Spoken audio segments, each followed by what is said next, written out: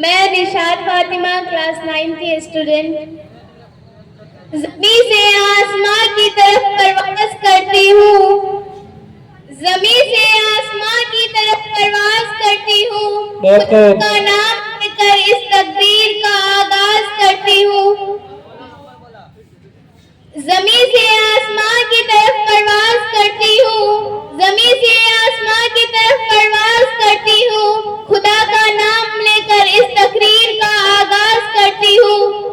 न अंदाज़े गुफ्तगू है न तर्ज़े तकल्लुम, न अंदाज़े गुफ्तगू है न तर्ज़े तकल्लुम की खिताब सुनने वाले अस्सलामु अलैकुम। वालेकुम अस्सलाम।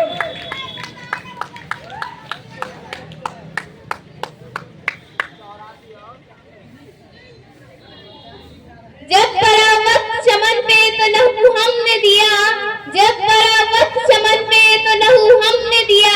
आज कहते हो कि गुलशन में तेरा काम नहीं, अरे हम भी तामीर वतन में हैं बराबर के शरीक, अरे हम भी तामीर वतन में हैं बराबर के शरीक। दरो दीवार अगर तुम हो तो बुनियाद है हम।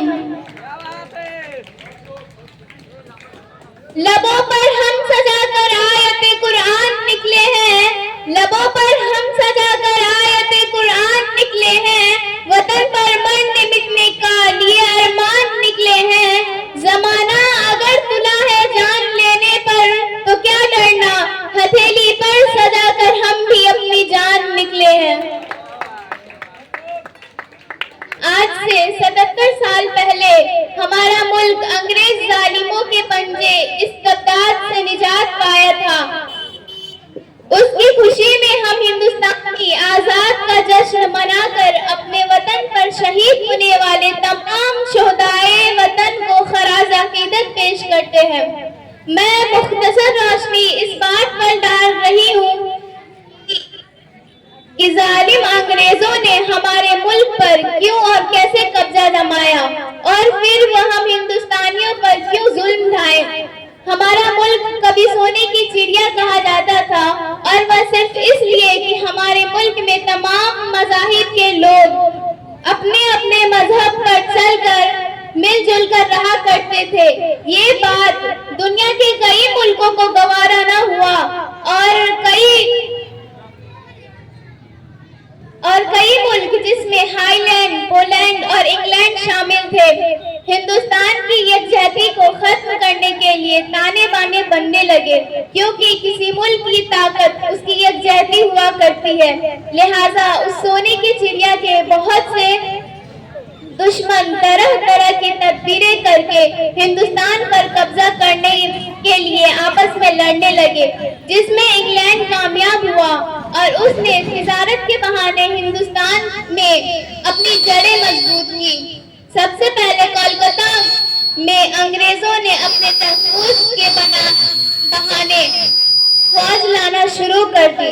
अकबर बादशाह के जमाने से लेकर बहादुर शाह जफर के जमाने तक अंग्रेजों ने हिंदुस्तान में अपने कदम मजबूत कर लिए और फिर वह हिंदुस्तान पर हुकूमत की बात करने लगे। बिलाखिर बहादुर शाह जफर को कैद करके रंगून की जेल भेज दिया और हमारे मुल्क पर काबिज हो गए। रफ्ता रफ्ता अंग्रेजों कि हिंदुस्तानियों के साथ बदसलूकियों को हमारे पेशवाओं ने भांपा और उनके इरादों को नाकाम बनाने के लिए मुत्तहिद होकर अंग्रेजों से मुकाबला किया। सबसे पहले कर्नाटक के एक मामूली किसान का बेटा हैदर अली, जिसने वतन की मोहब्बत में अंग्रेजों से टक्कर लेने की ठान ली। और क्यों न ऐसा होता, क्योंकि उलमाए इस्लाम और उलमाए दीन से मोहब्बत करने वाले तमाम लोगों में वतन की मोहब्बत कूट कूट कर भरी होती है। यही वजह थी कि हंस हंस कर फांसी के फंदे को चूम लिया और हर सितम को गवारा करके लाखों की तादाद में शहीद हो गए, लेकिन अंग्रेजों के सामने झुकना गवारा नहीं किया। आज़ादी के उस जंग में मौलाना हसन मदनी, मौलाना अबुल कलाम आज़ाद, मौलाना हसन मोहानी, मौलाना महमूदुल हसन देवबंदी, उनके जैसे हजारों उलमाए कराम अंग्रेजों को अपने वतन से निकालने के लिए जान और माल की कुर्बानी देकर अंग्रेज को हिंदुस्तान से भगा कर ही सांस ली। उस आजादी की लड़ाई में हमारे वतन के हर मजहब के मानने वाले ने आजादी के उन दीवानों के कंधे से कंधे मिलाकर साथ दिया, मौसम अच्छा हो गया, बाहर आ जाएंगे, बाहर आ जाएंगे। जवाहरलाल नेहरू, सरदार भगत सिंह, सुभाष चंद्र बोस, झंडे को हाथ मिलेंगे, झंडे को कुंवर सिंह और रानी लक्ष्मीबाई वगैरह जैसे बहुत से जमहूरियत पसंद हिंदुस्तानियों ने हिंदुस्तान की आजादी की लड़ाई में मुसलमानों का साथ दिया।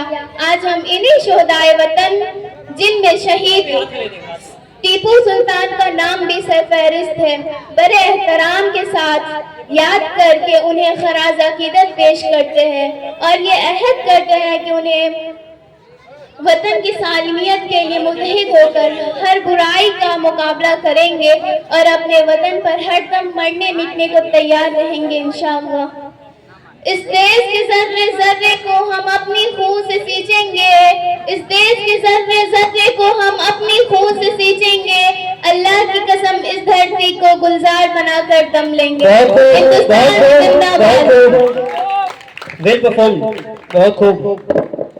और अब मैं आप सबको कहता हूँ